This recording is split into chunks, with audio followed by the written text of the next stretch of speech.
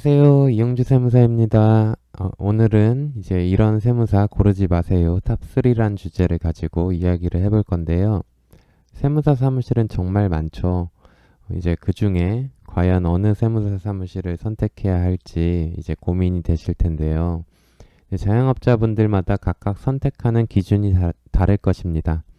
이제 무조건 가격이 싼 곳을 선호하는 분도 계실 거고, 이제 경력 많은 세무사 사무실을 선호하는 분들도 계실 거고, 친분이 있는 세무사 사무실을 선택하는 분도 이제 계실 겁니다.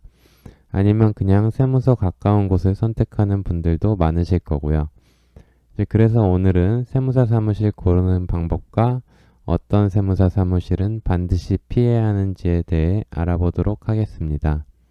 이제 기장과 신고 대리의 경우 세무사 사무실 선택은 여러분들 사업이 무엇이냐에 따라 달라져야 합니다. 음식점업, 소매업, 제조업 등 이제 일반적인 업종은 관계가 없으나 병원, 대부업 등 일부 특수한 업종의 경우 세무와 회계 처리가 달라지므로 그 업종을 전문으로 하거나 그 업종에 특화된 세무사 사무실에 맡기는 것이 좋습니다. 그렇다면 양도, 상속, 증여를 하시려는 분들은 당연히 재산 관련 전문 세무사에게 가야 합니다. 최소한 재산 업무를 거의 하지 않는 세무사에게는 가지 말아야겠죠. 양포세라고 들어보셨나요? 양도세를 포기한 세무사인데요. 최근에 법 개정이 많이 되면서 세무사들도 양도세 신고를 맡지 않는 경우도 많습니다. 양도세의 경우에는 특히 신고가 잘못되면 엄청난 가산세를 물을 수 있으니 세무사 사무실 수수료 10만원, 20만원 절약하려다가 큰 낭패를 치를 수 있습니다. 정리해보면 기장과 신고 대리의 경우 여러분들의 업종이 병원이나 대부업 같은 경우라면 해당 업종 전문 세무사를 찾아가셔야 합니다. 이제 두 번째로는 재산 관련 컨설팅이나 신고를 의뢰하시는 경우 재산 전문 세무사를 찾아가야 합니다. 마지막으로 한 가지 더 말씀드리면 업체가 세무조사를 받는 경우 보통 원래 맡기던 세무사에게 세무조사 수임 의뢰를 합니다. 하지만 이제 만약 세무조사가 덩치가 크다면 이제 국세청 조사국 출신 경력 세무사를 찾아가는 것이 도움이 될 수도 있습니다. 자, 이제 피해야 할 세무사 사무실 유형 첫 번째로는 타 세무사 사무실에 비해 터무니없이 저렴한 가격의 세무사 사무실입니다.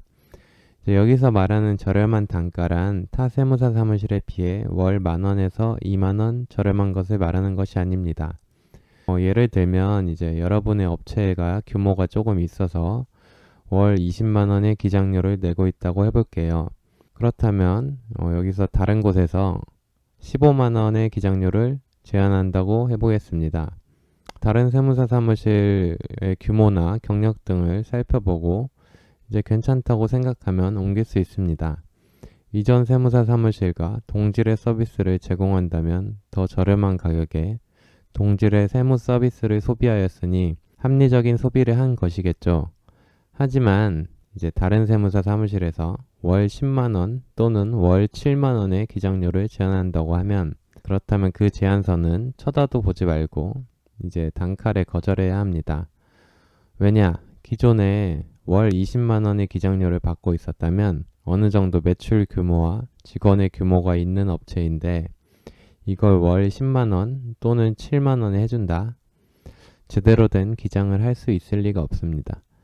보통 터무니없이 싼 세무사 사무실은 이제 1년치 장부를 한 번에 작성한다든가 가라 장부를 작성한다는 등의 방법을 많이 씁니다. 왜? 다른 세무사 사무실의 50% 또는 30%의 가격만 받고 세무사 사무실 여직원의 인건비조차 나오지 않기 때문이죠. 옛 속담에 싼 게 비지떡이다, 비싼 데는 이유가 있다라는 말이 괜히 나오는 것이 아닙니다. 세무 서비스에서도 마찬가지입니다. 비싼 데는 이유가 있고 싼 데에도 이유가 있습니다. 자, 여러분들이 세무사 사무실을 선택할 때 피해야 할 세무사 유형 두 번째는 이제 세금을 얼마까지 낮춰주겠다 또는 역으로 물어봅니다. 세금을 얼마 내고 싶으세요? 라고 물어보는 세무사 사무실이 있습니다. 종합소득세라는 것이 이제 정해진 법이 있고 증빙 영수증이 있는데 이제 세금을 터무니없이 낮춰주겠다. 세금을 얼마 내고 싶은지 물어본다. 이러한 세무사 사무실은 이제 반드시 피해야 합니다. 이런 세무사 사무실은 이제 납부할 세액을 이제 먼저 입력하고 그에 맞춰 비용을 역산하여 계산하는 방식으로 신고하는 곳입니다. 당연히 비용은 이제 가라로 작성된 거짓 장부가 되겠죠.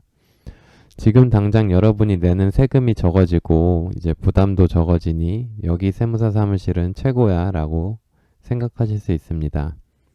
거짓 장부 작성, 이제 그만큼 쉬운 것이 없습니다. 납부할 세액 입력하고 이제 매출은 정해져 있으니 비용만 그에 맞추면 되는데 증빙대로 신고하는 것보다 훨씬 쉽습니다. 이제 그런데 왜 피해야 하냐? 요즘 국세청 전산 좋아졌습니다. 언젠가 걸리게 되어 있습니다. 당장의 세금을 아끼려다가 여러분이 열심히 가꾼 사업체가 문을 닫아야 할 수가 있으니 절대 이런 세무사 사무실에 맡기면 안 되는 것 꼭 기억하세요.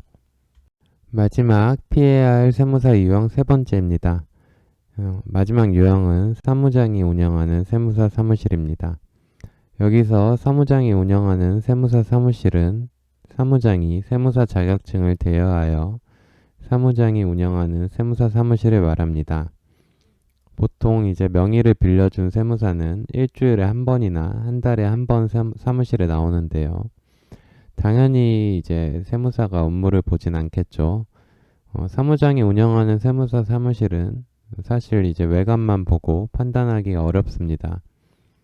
또한 이제 사무실에 찾아가도 마찬가지인데요.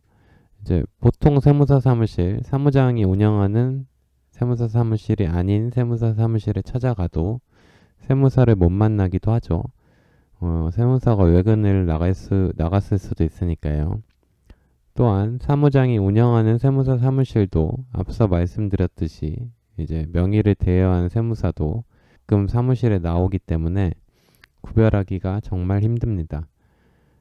이러한 사무장 세무사 사무실을 만날 리스크를 줄이는 방법으로는 첫 번째는 유명한 세무법인을 찾아가는 것이고 두 번째는 젊은 세무사를 찾아가는 것인데 둘 다 장단점이 있습니다. 둘 다 장단점이 명확한데 유명한 대형 세무법인은 당연히 가격이 비쌀 것이고 젊은 세무사는 경력 기간이 짧아 업무가 미숙할 수 있겠죠. 그래도 사무장이 운영하는 세무사 사무실을 만날 리스크가 줄어드니 추천드리겠습니다. 오늘 영상은 이런 세무사 고르지 마세요 탑3란 주제로 촬영했습니다. 구독과 좋아요 한 번씩 눌러주시고 저는 국세청 출신 세무사 이용주였습니다. 앞으로도 세무 관련 부동산 투자 관련 영상 많이 올릴 테니 구독하시고 시청해 주시면 정말 감사하겠습니다. 긴 영상 시청해 주셔서 감사합니다.